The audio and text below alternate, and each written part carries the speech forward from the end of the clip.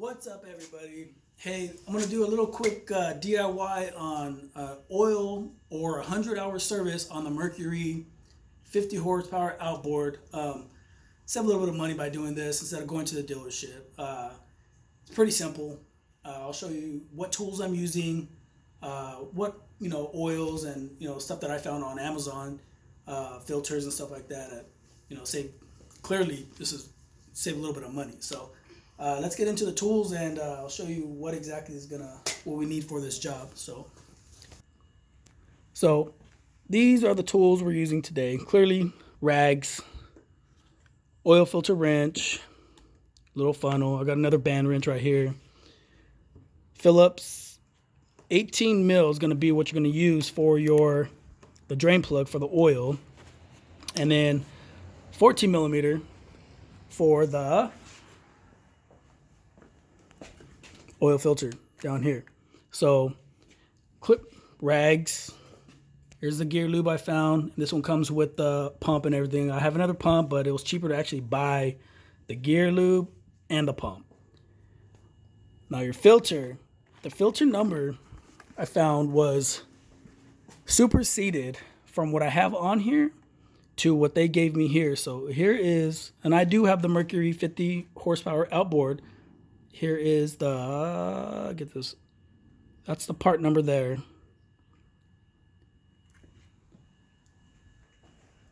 And then I am using the Quicksilver 10W30. And I did find a pack of 5 of the filters, the fuel filters on Amazon. I think I paid like $14. But anyways, let's dig right into this. Okay, so I'm going to go ahead and start with actually replacing the fuel filter. Simple, easy. Grab my 14, grab a few rags. So what I like to do, so that way all this fuel don't go everywhere, drop a few rags down in, cover up. I'll bring my bucket, pull right here, and I'll grab, just so I can have it ready. And so this actually slips right on. You see the grommet right there. Pretty simple. Grab my 14. Let's go the right way. And hold and crack right loose. It's pretty easy. And we're just gonna spin this off. You can actually see the difference. Not too bad. My motor only has, since I bought the boat, I've only had a year. And my motor only has 36, 37 miles or hours. There you go, my assistant. Thank you, sweetheart. We're gonna pop this off. Simple. Got this drain. Drop that in the bucket. Grab my new one. And pop it right up. Right up. Well, just might have to. Oh, lost that. Put that back on.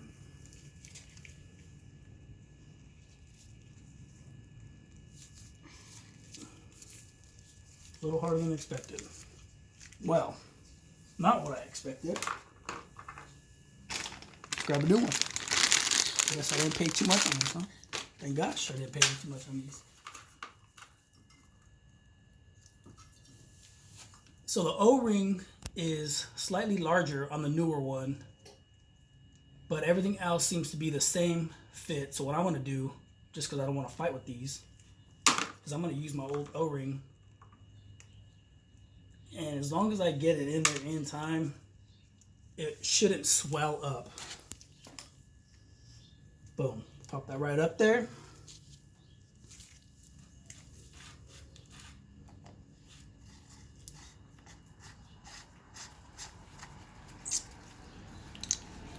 That. And quick little tight down. Set this back in place. And that's done. So we'll move on to the next step. All right, you guys. And next, we're going to go ahead and tackle the lower unit. So I did find that like I said, there's 3 Phillips screws down here. One for the vent. You got your drain down here. And this is your overflow. So as you're pumping from the lower unit up after it's drained out, you can see it more than likely it'll probably come out of the vent, but that's just an indication that you're pretty much topped off. So let's go ahead and let's undo this vent one.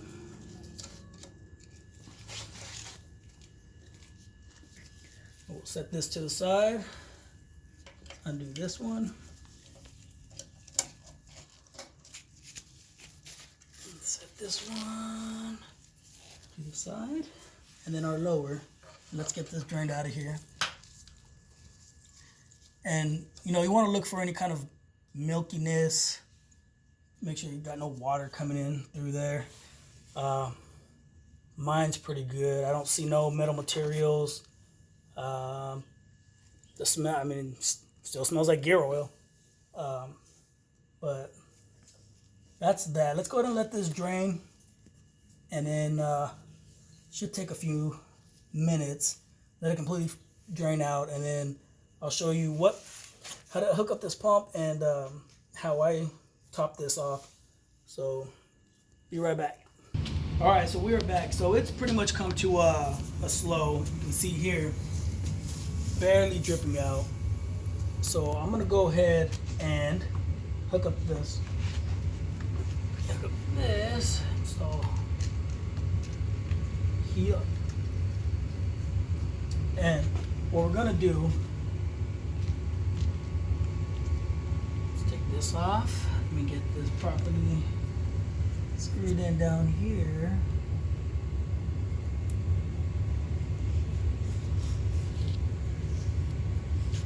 Let's see if we can get this screwed down. There we go. Now I'm gonna go ahead and let my little BB go ahead and pump this in. So what we're waiting for is we're gonna go ahead and pump slowly, and we're gonna wait for it to come out of here. That's how we know that we are topped off where we're supposed to be. So go ahead, sweetheart. Go ahead and hold this for you. You can see the new gear oil going through.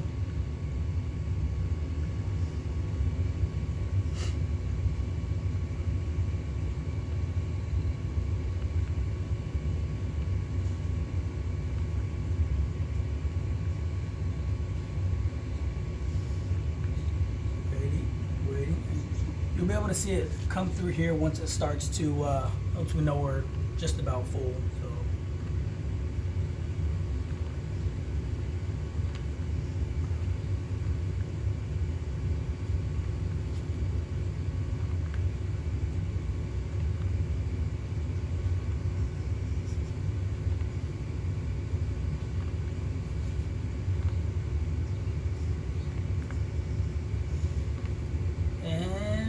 Start seeing the vent, and there we go from there. So go ahead and give it a few more little pumps, and we're gonna go ahead and hold there.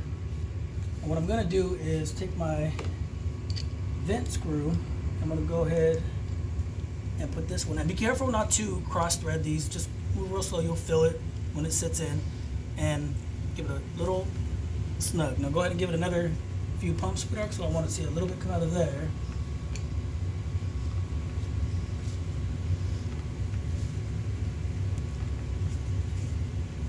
And now we are topped off. So we're gonna go ahead and stop there, let the excess drip out. I'm gonna cap this bottom one. I'll show you, actually what I'm gonna do is I'm gonna cap the top one, because that'll slow from coming out on the bottom when I get ready to put the bottom plug in. So same thing here, go back, find that thread pitch, and then quick little snug. Go ahead and release this lower. And you're gonna have some flow out, it's not gonna be too bad. Don't freak out. And plug it with your finger. Here's where I can put the cap on there. And let's go ahead and get this plugged in.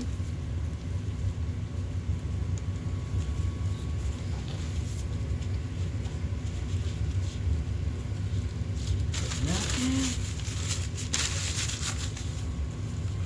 And give it a quick little tug, and that is pretty much your lower unit in a nutshell. Everything's topped off there. Wipe off. That's why I brought these extra rags.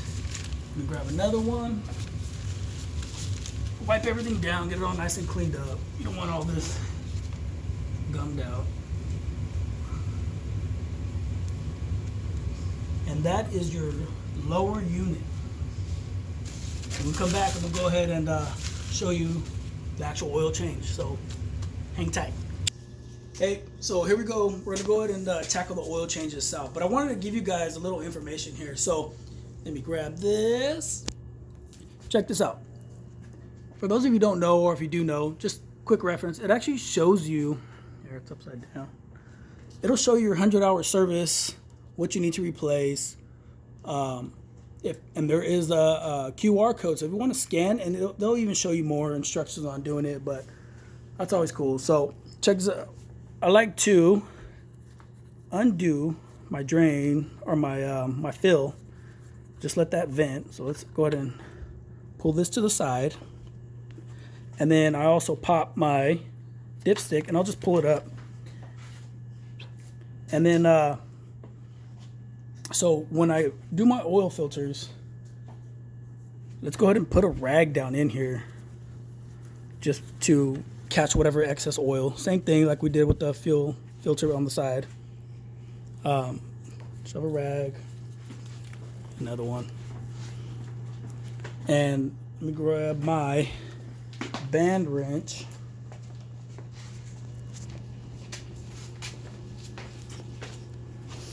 Here we go here. And I have different tools to do this. So this is gonna be a little tight in here. Sometimes the filter is a little tighter. But let's go ahead and crack that loose.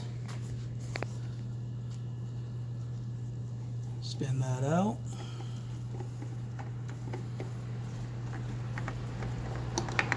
So what I like to do, the new filter, to make sure, filter, thread pitch, I actually take oil, put it on the O-ring. You don't want that going on dry. Get some oil on there. Take the rag, kind of clean up the housing, and same thing, we don't want to cross thread anything. Spin that right on there. Tying that hand tight. You don't need to freaking crank down on it. It'll tighten up as it heats up. And that is the filter. Now let's go ahead and, when we do the oil, go ahead and trim the motor up a little bit. And then I'm gonna turn it,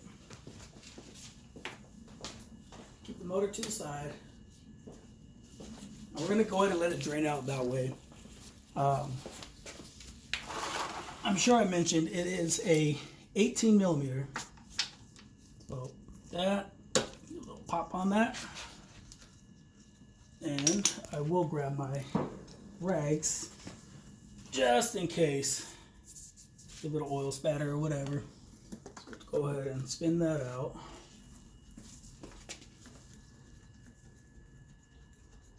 And I noticed that my O-ring or my gasket on my drain plug is kind of staying on there, so just be careful with that. I'm going to go ahead and put this down.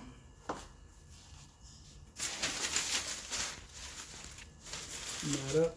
And so it did. So my gasket is actually still on the motor, which is fine because I know it's there and I'm going to reuse it. And when I go in, it's going to be a little tighter, but I will find where my thread pitch is and I'll thread it in. So we're going to go ahead and let this drain, and then we'll get back when I start tightening everything up. Okay, so my oil is already drained out. You can see where I got a small trail, slight. That's pretty much giving me the okay that I can go ahead and, let's go ahead and thread this in.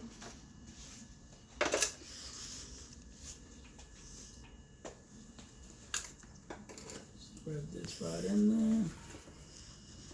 I'm going to take my socket off and thread it down. Extra oil.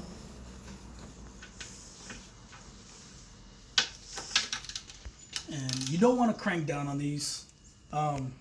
It's not necessary. Just give it a little snug. That's it. That's all you need. Snug tight. It's not going anywhere. Wipe this all out.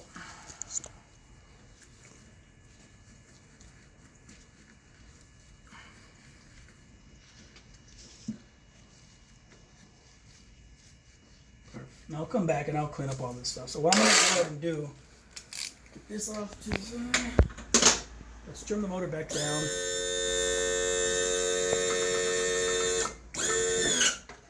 And grab my funnel here. And so this is a larger funnel. So what I'm going to have to do is I'm going to have my assistant go ahead and hold this up for me. Now this motor right here takes about 3 quarts, 3.2 quarts. And this that I bought here, 3.7. So just as you're filling up, just keep an eye on it. You know, you come down. You're going to use a majority of this. So pop that. Let's get this out of here. Otherwise, we're going to have oil everywhere.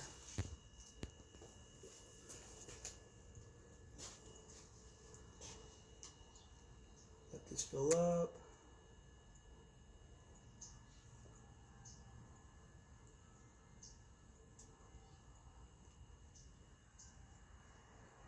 And again, where I'm at, I'm in California, so where I'm at, we're not getting crazy temperatures. 10-30 is perfect for my boat. I know a lot of people, they will go with the, I believe it's the 20, what is it, the 20, you can go different viscosity. Let's see, 25-40. I'm not gonna run 25-40. This is gonna be perfect. And I actually use my boat all year around. It doesn't stay stored for the winter time. I will take it out in the winter time, you know, a day or 2 or 3 in, you know, December, January right now where it's a little colder. But I have no problem with that. So let's go ahead.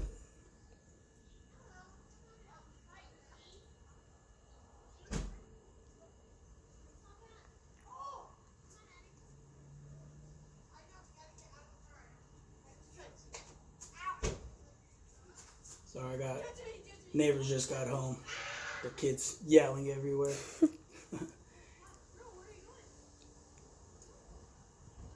And I am almost there.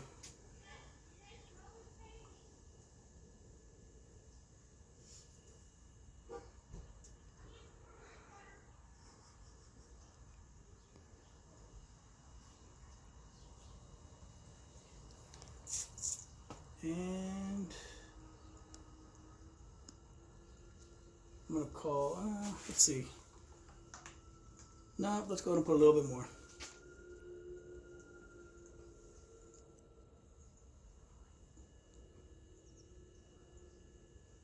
All right, let's go ahead and call that good. And what I'm going to end up doing anyways is I'm going to hook up my ears to the boat and run water through it and let it run for a minute, and then I'm going to come back and actually check where I'm at on the dipstick. So stay tuned.